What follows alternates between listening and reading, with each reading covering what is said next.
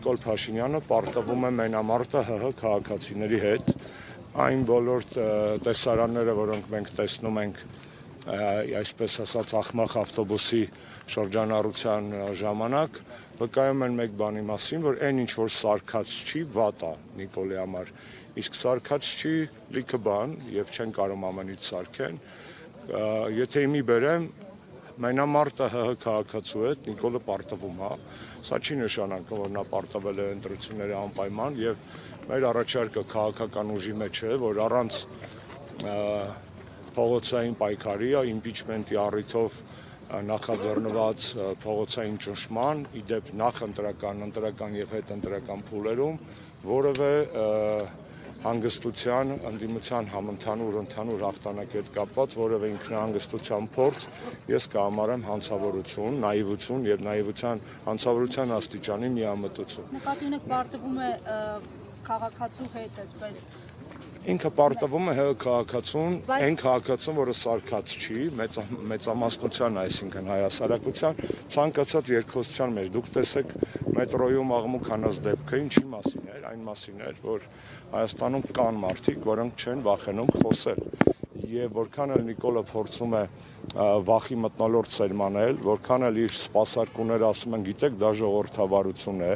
այդտենց ամենամեծ ժողովրդավարությունը մեր ժամանակ էր, ես կրթության նախարար էի, Բաղրամյանում ինչ ասես, ինչ չէին գոռում։ Դրանից ավելի բարձր ժողովրդավարություն, մի պատկերացնեք Նիկոլին ինչեր են գոռալու տեղին, մի գեղեցիկ օր։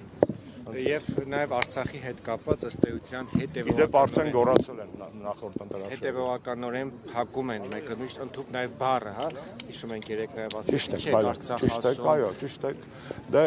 Դա ի տարբերություն 21-ի պետք է մի բան խոստովանել, որ ճիշտ իքսենք, հա։ 21 թվականին Նիկոլը գնում էր ընտրություններին, խաբելով մարդկանց։ Իր նախընտրական ծրագիրը խաբեություն էր, ոչ միայն տնտեսական, սոցիալական եւ այլ բլոկերով Արցախի մասով խաբեություն էր։ Եվ ընտրվելուց հետո, երբ որ վերարտադրվելուց հետո, երբ որ կառավարությունը նույն դրույթները վերցրեց իր ծրագրի մեջ, ընդդիմությունը 4-5 տարի ասում էր, գիտես դու լեգիտիմ չես, որովհետեւ քո քայլերը ակասում են քո կառավարությանը։ Նիկոլն այս անգամ ազնիվ է, բացառիկ տեղը, որտեղ ինքը ազնիվ է, իր անհայրենիքությունն է։ Եթե 26 թվականին նա վերալեգալացվեց որպես վարչապետ, ապա ոչ ոք էլ չի կարող ասել, գիտես դու խաբել ես ժողովրդի, որտեղ ինքը էլ չի խաբում, ինքը ասում Արցախ չկա, Ղարաբաղն էլ Ադրբեջանինն է։ Այսինքն այլևս քաղաքական քվեարկության հետ կապված, նաև քաղաքական միջազգային դաշտում դժվար է լինելու։ Այսօր ես ինչ եմ անում, գնում եմ արտասահման, երբ որ դատարանը ինձ թույլ է տալիս եւ ասում եմ, սա Նիկոլի նախընտրական ծրագիրն Արցախ կա, սա այն է, ինչ որ ինքը հիմա է ասում։ Այսինքն Արցախից հրաժարվելու իր քաղաքականությունը հակաօրինական է կառավարության ծրագրի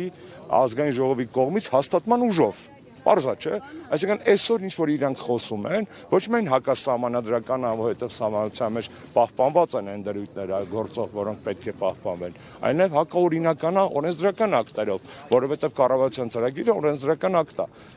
Եվ այս քաղաքականության մեջ ինքը գին է վճարում իր վերարտադրության համար։ Սա ակնհայտ բան է, այդ սրտիկի հետևում, որ ինքը ցույց է տալի, երևում են Ալիևի բեղերը։ Այդ սրտիկի հետևում, ասենց որ մոտիկ գլազոկի նման, պատկերացեք այդ սրտիկը գլազոկ է,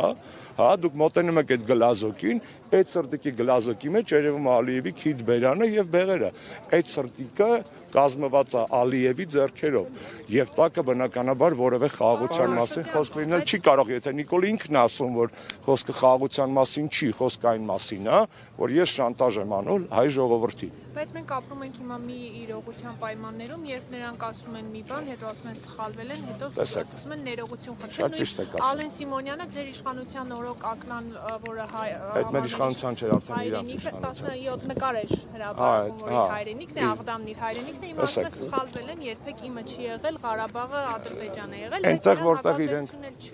քաղաքական քարոզչական դաշտում կա ընդդիմությունն էլ շատ են փառք ասում այսօր, թող գնան բոլորը մեր չափ դա ասեն, հա։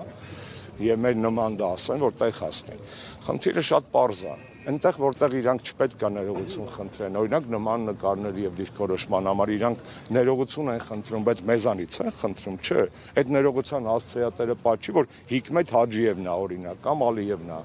կամ Գասանովն է։ Իսկ այնտեղ որտեղ պետք է ներողություն խնդրեն ու ռադները քաշեն, դա չեն անում,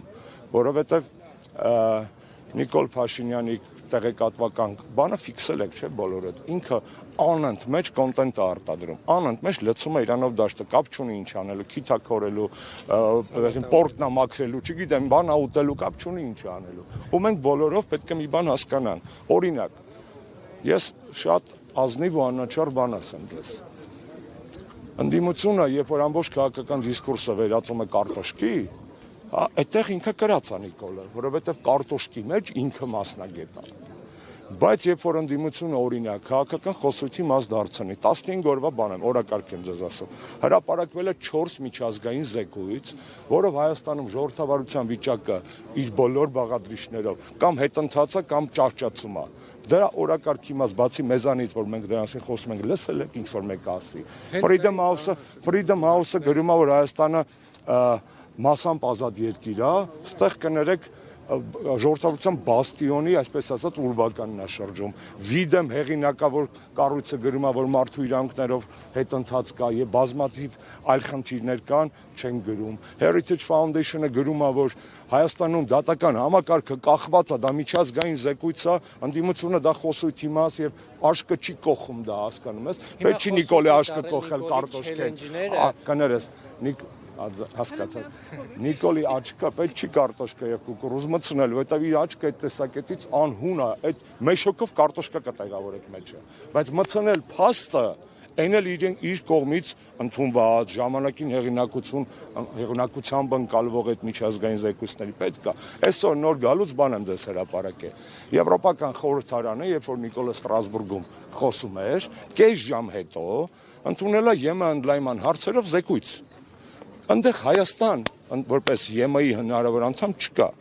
Այսօր Վրաստանը կա։ Այսօր քարտեզը հրապարակել եմ, Եվրոպարլամենտի հրապարակած քարտեզն է։ Հայաստան այնտեղ չկա, Նիկոլին չելենջ եմ առաջարկել, ասել եմ, Նիկոլ, եթե Եվրոպական միության խորհրդարանի կողմից հրապարակված քարտեզի վրա որպես ԵՄ թեկնածու պոտենցիալ երկիր գտնես Հայաստանը, ես քեզ նվիրում եմ 100 կիլոգրամ մակարոն, որ շարունակես, եթե կարող ես, կախել մեր միամիտ քաղաքացիների ականջներին։ Գտի այդ Հայաստանը, ես քեզ 100 կիլո այն ամենաթանկը որն է այսօր բարիլլայա ինչ ասում են, չգիտեմ, мне без разницы, այդտենց 100 կիլո ես քեզ մակարոն կնեմ։ Պարոն Աշոտյանի չելենջները արդյոք որքանով են քաղաքագիտական, տեսանկյունից։ Ես չեմ ուզում ուրիշների գործը լավ ոչ է, բայց չելենջի հիմքում ընկած այն փաստը իմ չելենջի հիմքում։ Պոդքաստ են անում, անդրադառնում չելենջի։ Այլակ ջան, հարգելիս, իմ այսօրվա չելենջի հիմքում ընկած այն փաստը, որ Նիկոլը Ստրասբուրգում Եվրոպարլամենտի ամբիոնից ճոռոմաբանում էր Հայաստանի եվրոպական ապագայի մասին, կես ժամ հետո ընդունվել է ռազմավարություն, դրանքից քարտեզ, որտեղ Հայաստան չկա, միակ պոտենցիալ անդամ երկիրը, որ թեկնածու երկիրը, որ գրած է, թեկնածու, Կոսովոն է։